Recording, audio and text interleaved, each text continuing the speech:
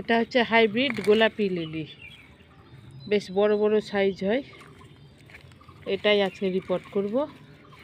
আর এখানে মাটি তৈরি করাই আছে, এগুলো হচ্ছে ভার্মি কম্পোস্ট সব। হাজা মাটি সুন্দর হয়ে আছে। আর অনেক দিন থেকে রোদে ছিল যেহেতু ঢাকা দিয়ে, বেশ মাটি গরম আছে, তার মানে এতে পোকামাকড় কিছু নাই। আর এদিকে লিলির মাটি একদম তলানিতে চলে গেছে, এই জন্য এটাই উঠাবো আজকে। এই যে উঠালাম, এতটি শিকড় আর এতটি, এইটুকুটা মাটি ছিল, মানে টপটার অর্ধেক মাটি ছিল। এই জন্য এটাই জরুরি ছিল আমার রিপোর্ট করা। যত বালি কাঁকড় ছিল ঝেড়ে, আর এই যে মাটি এই টবে আবার দিয়ে দেবো, কারণ পোকা টোকা কিছু লাগেনি, এই টবেই দিয়ে দিই। এটা ভাঙবো না, কারণ এর মধ্যে আবার ছোট ছোট অনেক চারা বেরিয়েছে, তখন এই সম্পূর্ণটাই লাগিয়ে দেবো, শুধু মাটিটা এক্সট্রা দিচ্ছি।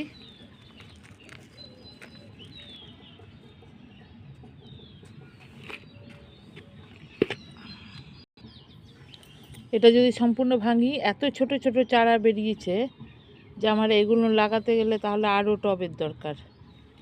অত আমার কাছে টব নাই, আর এটাই বসিয়ে দেব সম্পূর্ণটা।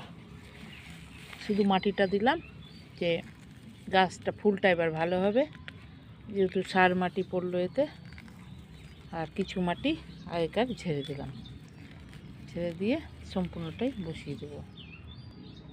এই যে ভেঙে যাচ্ছে, আর এগুলো সব মোটা মোটা, এবার ফুল হবে এইগুলোতে।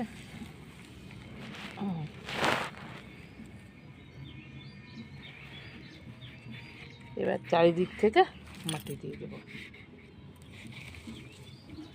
আর এই গাছগুলো আগাগুলো সব কেটে দেব। লাগালো কমপ্লিট। এবার এটা কাটার জন্য কাঁচি আনতে চললাম। এবার এইটা হচ্ছে সাদা, এটাও নিয়ে যাই উপরে, এটাও রিপোর্ট করব। এটা রিপোর্ট বলতে উঠিয়ে, মাটি উঠিয়ে জঙ্গল ঝাড়গুলো সব পরিষ্কার করব, তারপরে লাগিয়ে দেব। এই যে কম আগাছা হয়েছে, প্রচুর আগাছা হয়েছে, সব পরিষ্কার করে আর